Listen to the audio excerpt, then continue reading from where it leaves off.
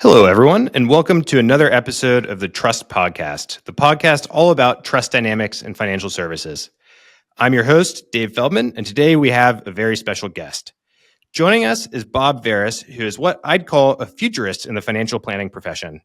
With over 30 years' experience, he's the editor and publisher of Inside Information, a guide for many on the trends and innovations in the financial planning industry. Bob is also a contributing editor and columnist for Financial Planning Magazine, co-producer of the Insiders Forum Conference for independent advisory firms, and author of The New Profession. Bob has been recognized for his work with many prestigious awards like the Jesse H. Neal Award and the ASBE Award of Excellence for his contributions to journalism. Thanks for coming on, Bob. Well, thank you for having me. So I always like to get a sense, especially in the financial planning industry, where folks come from all sorts of different backgrounds, how the people we bring onto the podcast got their start in financial planning. So how did you first get into financial planning, Bob? You know, it's actually a long and funny story, and I'll try and make it short because it's not as funny as to justify a long story. But I was a writer in the Atlanta area and was doing freelance writing when somebody asked me if I would become the editor of a magazine that I had only written one article for called Air Cargo World. So I took the editor job at Air Cargo World, and I turned out I was a pretty good editor. I did that for 7 months when the local International Association for Financial Planning wanted me to edit something called Financial Planning Magazine, and I hadn't written any articles for them, so I was completely unqualified for both jobs and was basically facing a learning curve that went straight up. But I was responsible for the information that at that time 15,000 financial planners received, and I knew nothing about the profession. But I have to say, I fell in love with it. I really thought that the idea of financial planning was a really cool thing. And the only tiny little problem was that everybody was selling junk, limited partnerships, tax shelters, high commission products. And so the promise of the profession didn't exactly match the execution. And I've been doing this, that was 1982. I've been doing this for 42 years now. And the profession has changed a bit in those 42 years. You might be surprised to hear. Yeah, definitely. That's my understanding also that, the profession has really shifted in terms of the models that financial planners are able to operate under, in terms of the products that they offer and the incentives they have around, kind of working with clients and how they make money at the end of the day. What would you say some of the biggest changes are that you've seen in your time in the profession? Well, and some of them I predicted. I mean, I have some bad predictions out there, but we don't need to dwell on those, I don't think. One of my predictions was that the profession was going to move from commissions to fees. And my gosh, have you ever gotten really serious hate mail? And back then, it was mail, so we didn't have the internet, but very serious hate mail because people didn't want to leave their comfortable selling model. And of course, that happened eventually. And then I predicted the rise of the basically the portfolio management concept, which was modern portfolio theory and diversification. Back then, what they called the guiding principle behind creating client portfolios was the investment pyramid. And the pyramid was basically, you had your solid income producing investments, which were income oriented limited partnerships down there at the bottom. And then you had dicier partnerships in the middle. And then you had the 7-to-1 write offs at the top, which was, and they eventually adapted that to bonds and stocks and then speculative stocks. But it was never really very rigorously intellectual, if you will. So there was that. And really the rise of the independent custodian was a major change because everything was broker dealers, independent broker dealers, or the wirehouses before. And there's a long story there, but I remember back in the day when the Schwab representative would come to the NAFA conference, the NAFA people were begging Schwab's representative to give them duplicate statements from their clients. They'd get a letter of authorization, they'd get duplicate statements so they could create performance statements. And the Schwab guy was saying, no, we can't do that. I'm sorry, we can't. And then another company called Jack White and Company actually allowed advisors to trade client accounts. And all of a sudden, Schwab was, all right, well, we're going to do this. Yes, we're going to create Schwab Institutional is what they called it back then. And then for years later, they would get up and they would say, we had the vision to create the independent space. They were badgered into it and slowly and reluctantly. Anyway, so the independent custodians was a major, major issue in the profession.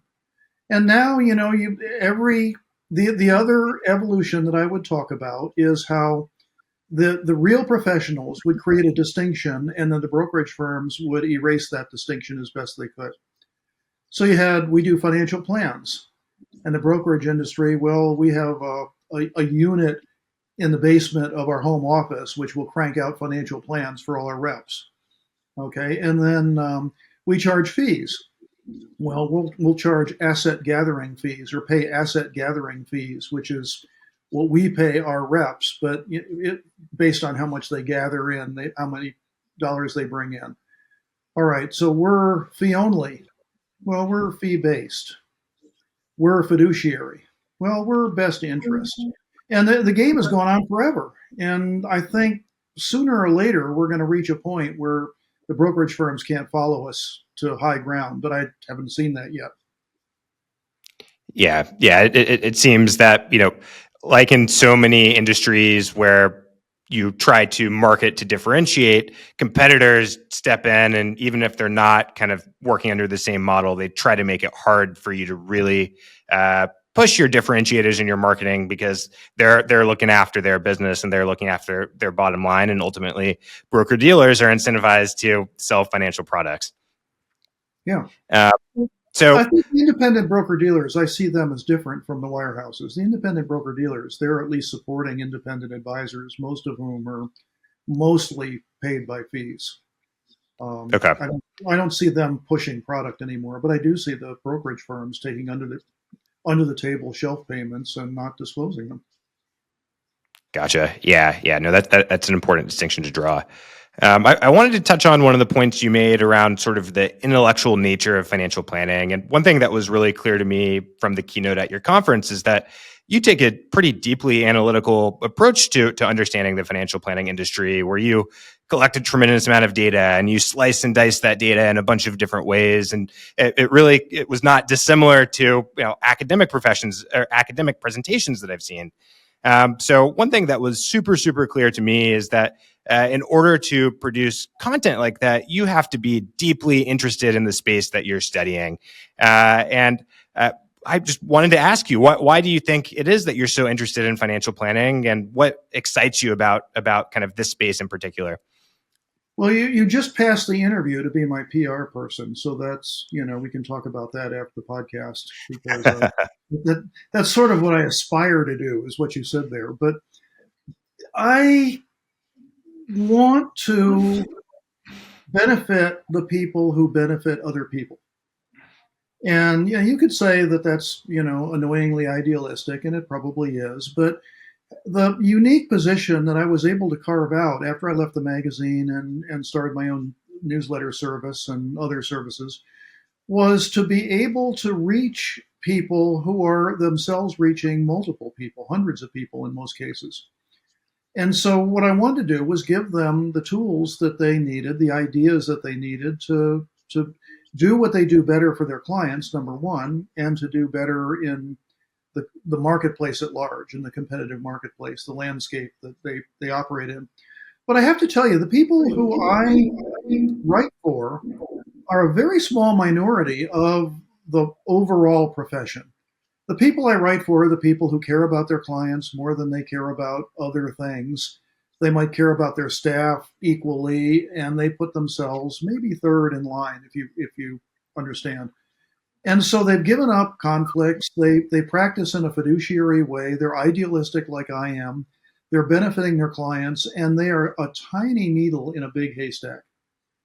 There's an awful lot of other people who are pretending to be them in order to get the trust of the marketplace. And so the people that I write for, there's this enormous laboratory of in the marketplace where everybody's trying new stuff and everybody wants to do better. And some people come up with better ideas, and I try and find those better ideas and publicize them.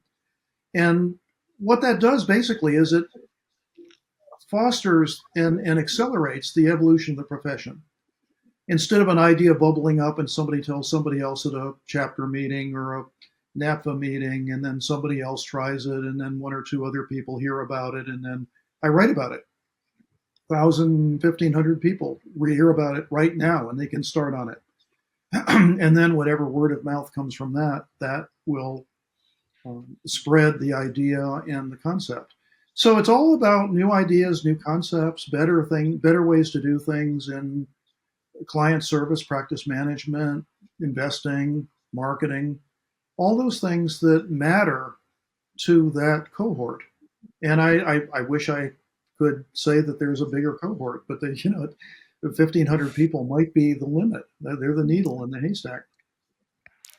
Yeah, no, listening to you talk about what you do, it's clear that really, the content you publish is in service of this particular group of advisors who really care about their customers and put their customers and their staff and kind of others first.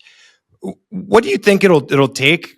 Do you even think it's possible to get the industry to move more in that direction? And this is coming from a, a technology background where I've been kind of told by many technologists that a lot of advisors, they might not actually represent the best interests of their clients, and they're just trying to charge the asset based fee.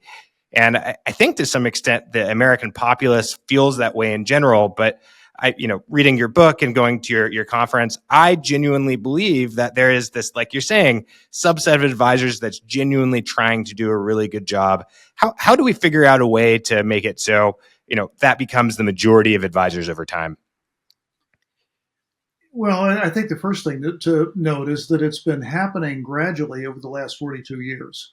The real financial planning profession was almost literally non-existent 42 years ago. There were a few crazies who joined NAPFA, who created NAPFA. I was at their first meeting, which I thought was, and I was told by the board at the IAFP not to go to their first meeting because they were competitors and the kind of competitors they didn't want in the profession. So over the last 4 decades, the fiduciary client oriented advisors have been gradually taking market share away from, the insurance industry is more or less decimated now. That insurance agents have basically been relegated to the sidelines. The brokerage firms are still strong, but they have less than half the assets now of the marketplace. Once that was like 80%. So it's happening slowly. But to answer your question, a better way to answer your question is that I'm asking advisors who really work for their clients, who benefit their clients, to be more aggressive about marketing. Most of them seem to be a little leery about serving their own interests, which is how they see marketing. And I've given presentations on what I call fiduciary marketing, which is don't serve your own interests, serve the interests of your community. Give great information to your community and it'll come back to you. Don't expect, don't contact your local, the, the local newspaper and say, write about me because I'm so terrific. Contact them and say, I want to help you educate the public. I know you want to educate the public. I want to help you do that. I want to give you my information. I want to give you my contacts. You don't have to quote me, although someday I hope you do. Um, put it put it in a different light. Put it in a light where it's not benefiting you directly; it's benefiting the community. And if you benefit from benefiting the community, that's better. It's kind of like referrals. If you benefit your clients, they're going to benefit you. Yeah, yeah, and kind of creating a win-win, and over time, the hope is that that continues to spread. But definitely makes sense that the folks who are representing the best interests of their clients should step up their marketing and again try to differentiate from the folks who are predominantly in it for themselves. To what extent do you think there should be, or even is, regulation around kind of how different types of advisors and different types of financial institutions can market themselves to the consumer? And that's actually a bigger topic than you might realize. I've explored it fairly deeply. The first thing to understand is that the Securities Exchange Commission has been captured by the brokerage firms. The brokerage firms forbid them from making a clear distinction between fiduciary advisors and brokers, and so you can't really rely on them.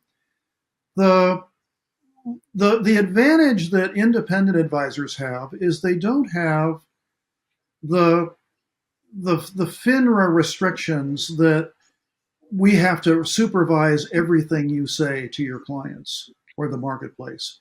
You can talk to your clients and write to your clients like an adult. And that's a distinction that I don't think most fiduciary advisors realize is a benefit to them. The other one, and I just wrote about this in my newsletter, it just went out today. When you sit down with a client and they say, "Yeah, I'm looking at you, and I'm also looking at the I don't know AG Edwards office down the street, trying to figure out which one I'm going to work with." And you say, the AG Edwards office they say the AG Edwards down the street, and you say, "Oh, I've heard of them. Yeah, let me, I think, they might be a good choice if you're comfortable working with a sales professional." And the person says, "What do you mean sales professional?" And you explain that there's a difference in the way compensation happens. And then this is the cool part. You say, just for for purposes of investigation, let me call up Broker Check and see if AG Edwards has ever had any regulatory infractions. And so you call up Broker Check, and of course the brokerage firms aggregate all of their regulatory infractions. They have huge advantages of scale because they can, they can run Super Bowl ads. But the downside is that all their infractions are aggregated in Broker Check. So you say, all right, oh, quite disturbing. Look at this. 150 regulatory infractions, 275 arbitration hearings that they've lost that customers were able to claw back ill-gotten gains. There's 15 civil cases, very, very disturbing. And then you say, well, let's look just for, fairness. Let's look at our Broker Check profile. And well, as you can see, I haven't checked it in a while, but yeah, as you can see, no regulatory infractions, no arbitrations, no. And I don't think that's an unfair way to characterize things. I think the independent advisory firm should be pointing out that the predatory mindset of these other firms shows up occasionally in abuse and Yeah. should be exposed. Yeah, and it seems that the intent of the regulation and the intent of making that information publicly available is to make it so clients can draw these types of distinctions. So, Yeah. and I had a that way really it good, seems. good. I'm sorry. I was just going to say, and that way it seems that the regulation is serving its purpose to some extent.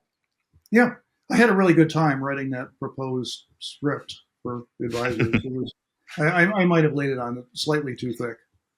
Yeah, oh, it's an interesting topic, and I think the other thing that you mentioned is to some degree the SEC has been captured by the brokerage industry, and it's kind of fascinating, right? Because financial planners and regulators ultimately are both responsible, if they're doing their jobs, for upholding the best interest of the savers, so the clients of advisors.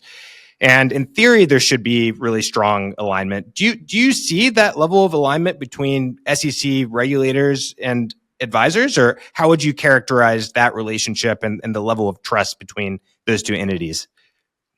I think it's increasingly adversarial to the fiduciary independent advisors. I actually wrote a short story about it, why that should be. But the short version of that short story is that a regulator comes in and he's all idealistic and happy and wants to do a great job of protecting consumers. And for some reason, none of his cases ever really get anywhere. The higher ups settle, or nobody ever goes to jail. And we have cases of human sacrifice, and they have to pay a fine, and neither admit nor deny. And he gets frustrated after a while, and then he notices that some of his higher ups are being hired away by the brokerage firms for 7-figure salaries, or they might get hired by law firms that work with the brokerage firms. And the only people that get hired are the ones that play ball with the brokerage firms. in Hmm. within the SEC. And eventually they learn to play ball, and because they have that seven-figure salary, is it going to be am I going to work for the benefit of my family, or am I going to work for the benefit of this hypothetical fairness that doesn't seem to be manifesting itself within the SEC? And so what's happened is the SEC, I think, is deliberately creating new regulatory barriers to advisors who work independently and for their clients, and obscuring as best it can any distinction. They actually wrote a I forgot what it's called, but a release that said that advisors should not mention their fiduciary standard in their Reg BI disclosures. And that, because that might confuse the consumer. Well, that's not confusing information. Yeah. So I had a really unhappy um, debate with somebody on one of my webcasts, and he wouldn't get off the line. He kept pushing it and pushing it. And he said, basically, I've seen what the SEC has in mind, that the smaller independent advisory firms are not going to be able to keep up with this piling on of regulation. And my answer was that the marketplace is going to provide more and better assistance to deal with those regulatory problems, and that's going to be the salvation of the smaller firms. Smaller firms aren't going to go away. They're just going to figure out better ways and more efficient ways to handle these things. Not that you would know anything about that.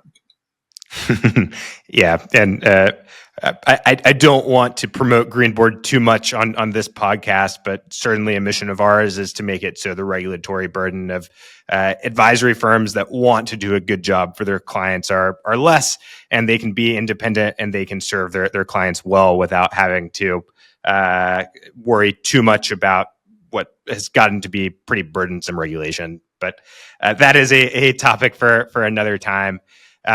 So it's interesting. It's interesting to think about how the SEC, like, many kind of many governmental institutions over time, has to some extent been captured, and there's a whole lobbying complex that exists, and the hope is that the governmental forces right themselves, and the SEC can continue to protect investors. Ultimately, that's their mandate. But it makes sense that it would be imperfect and messy, given just the level of complexity we have in the world, and the amount of money that exists in the securities industry. So that's not a huge surprise, but it's interesting to hear about kind of how you've seen that play out. Another topic that's interesting, speaking of money in this industry, is at the interface between wealth managers and financial planners and private equity firms. So we support both firms, or both types of firms here at Greenboard, and we've gotten to know clients of both types. But one thing that came up during your conference was that there are a lot of advisory serving businesses that are being acquired, and they've become owned by private equity. So I'd be curious to hear from you, how would you characterize the relationship between advisors and wealth managers in the private equity industry? This is a bigger topic in the entire landscape, economic landscape in the US and around the world. What you're seeing now is very similar to what I saw in the 1980s, when Michael Milken created a money machine that allowed people to do leverage buyouts and then gut the firms that they were buying, and then walk away with a bunch of money and leave a husk behind. I'm not sure that private equity is quite as rapacious as that, but I think a lot of these firms, the only thing they have in their minds is, how do we make money, a bunch of money, in a hurry out of this acquisition? Now, there's good private equity and bad private equity. The private equity that invests in firms as a minority partner is what I call good private equity. The private equity that buys firms wholesale and then tells them, you need to be more efficient. Why are you meeting with clients so often? Can't you handle 300 clients instead of 100 clients? And why are we paying for this expensive back office when, this person with an abacus is cheaper? And the whole fiduciary mindset of we're primarily here to serve the public, and we'll do well for ourselves, but and we don't have any other people feeding at the trough is completely busted by this invasion, as I call it, of private equity purchasing firms. Now there are a number of older advisors where private equity basically saved them. They had no they had no plan for how they were going to transfer their firm, and so somebody came in and said, "I'll give you more money than you ever imagined for your firm," and basically they're buying their clients. But the whole concept of buying people's clients bothers me a little bit. So I'm concerned not just about the financial planning profession, but I'm concerned about anybody who comes into any industry or business, wants to consolidate it, wants to reduce cost, wants to reduce service, and wants to make a quick profit. That quick profit is going to come out somehow, some way out of the hides of customers and clients. Yep. Yeah. And it's interesting. And I agree that this is likely a broader topic because almost certainly there is some beneficial role and, trying to find opportunities to create efficiencies between businesses in our economy. But I think oftentimes there can be, especially if the intentions of the firm that is acquiring these companies is just to make money, and that's all they care about. That the effect in the short term can be problematic. I think, in the long term, in some ways, there can be opportunity that's created, right? Where, let's say, there's a private equity firm that rolls up a bunch of advisory businesses. Well, the client service diminishes in that scenario over time, especially if they're cutting costs and the advisors who are looking after their clients don't want to work there anymore, and that perhaps creates new opportunities to differentiate. So, to what extent have you seen that where there's almost a cycle here where private equity rolls up firms, they cut costs, the clients become unhappy, and then they move to another firm? What I'm envisioning, I haven't really seen it yet, but what I'm envisioning is that the next generation, you have a lot of next generation people who were expecting to be the successors of a firm that then got purchased. And so they come in and they're given a nice bonus and they're given a non compete contract for some period of time, but they're unhappy with the level of service, particularly the fact that they're not going to be able to create the firm that they wanted to create themselves. They were waiting for the chance to create a better way to do things for their clients. And so now they're rolled up in this firm where that's not going to happen. And they're unhappy with the level of service. Those are the people that are going to eventually leave when that non-compete expires. And they're going to go out into the marketplace and create smaller firms that have a much better service model than the firm they left. The people who will stay are the people, just pay me, all right, I'll serve 300 clients. I'll do a crappy job. I don't care. It's not a big deal to me. Eventually the quality of service is going to diminish in those rolled up firms, just simply because the people who are most idealistic and frankly better at what they do are going to replenish the marketplace with smaller firms, some of which will grow and become larger firms, and some of which will become maybe small regional firms, and some will stay lifestyle practices. So, the marketplace always does replenish itself. And the, law firms, accounting firms, there are people that don't make partner who leave and operate smaller firms. And they actually become the worst nightmare of the firms they left because they're willing to offer personalized, customized service that people weren't getting from the larger firm. And the advisory life cycle is going to look similar to that. Yeah, yeah, and I think it's something that we see across different sectors of the economy. Before we came along, it was something, 90% plus, nearly 100% of compliance technology companies in the industry were private equity owned, and we've taken some venture capital money, but we're proudly predominantly employee owned, and think that there is just in any business where the folks running the business care about their customers and they're the ones who are making the decisions ultimately. There's just a better alignment between incentives. I think we see that for technology companies, and I think we see that for advisory businesses as well. So it's really interesting to get your thoughts there.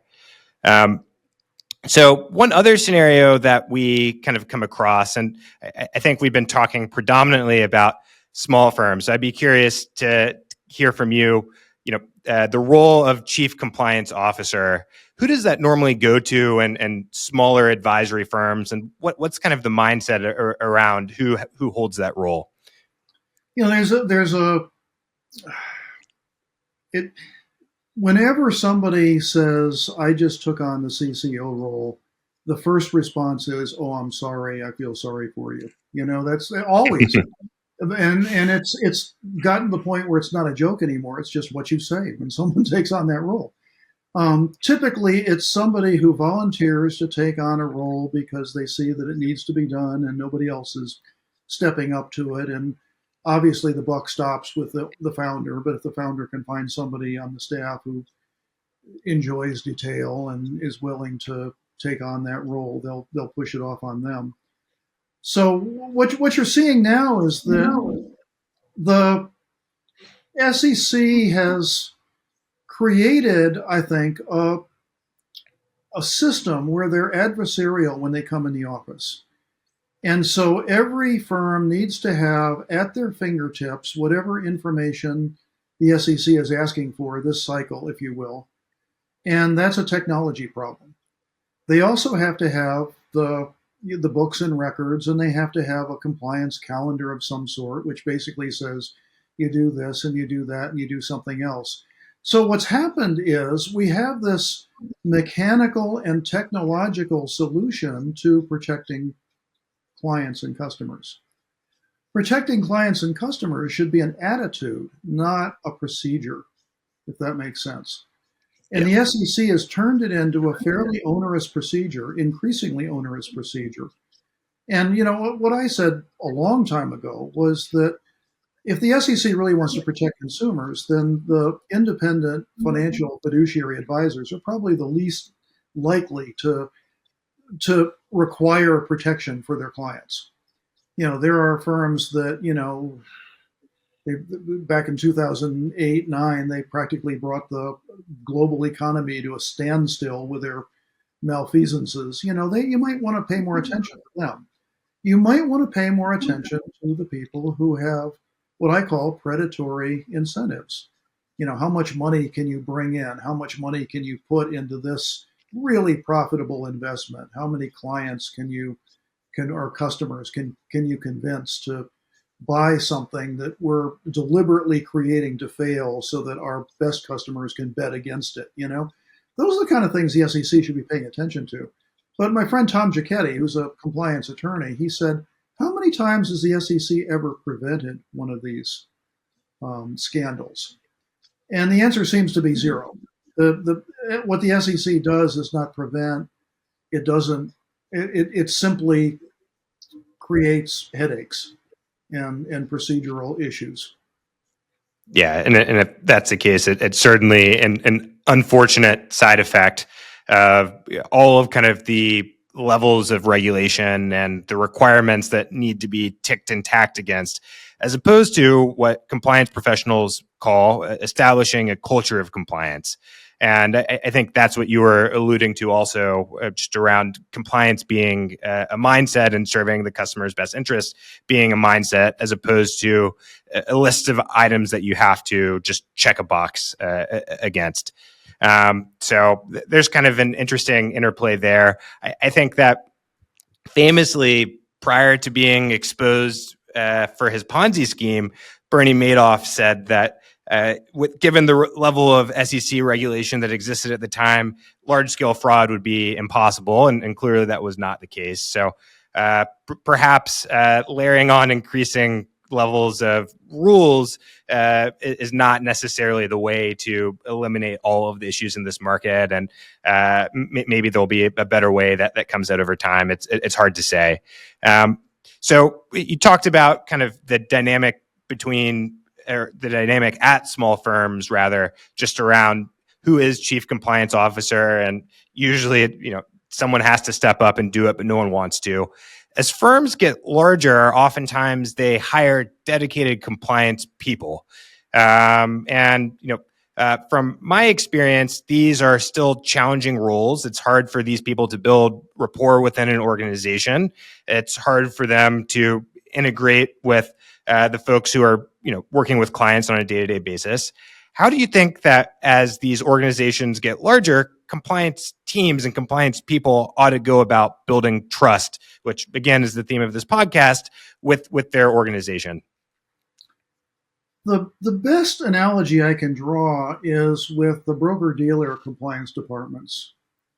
And the broker-dealer compliance departments, of course, they have FINRA regulations, and they have, very draconian communication issues that they have to approve and deal with. But the complaint that people in the field would have about the compliance department was that it was too easy to say no.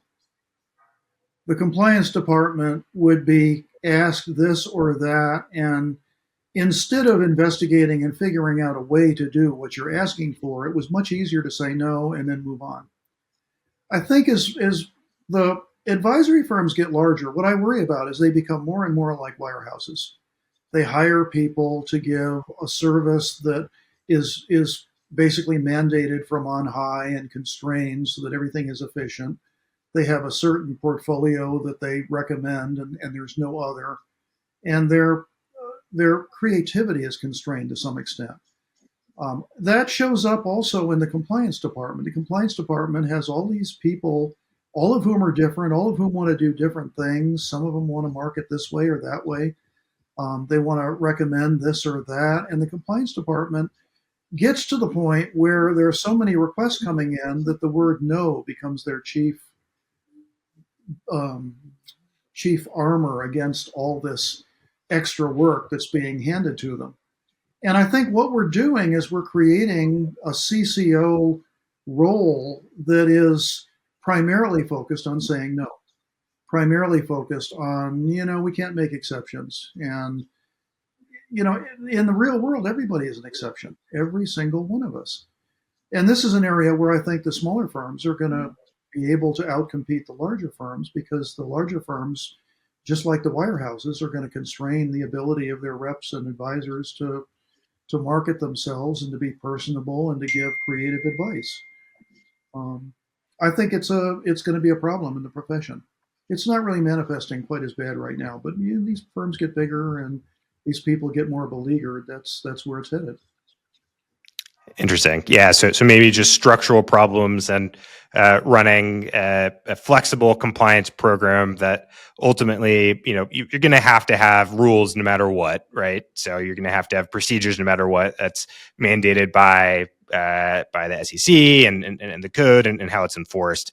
But ultimately, a compliance person's job is to ensure that investor interests are being cared for.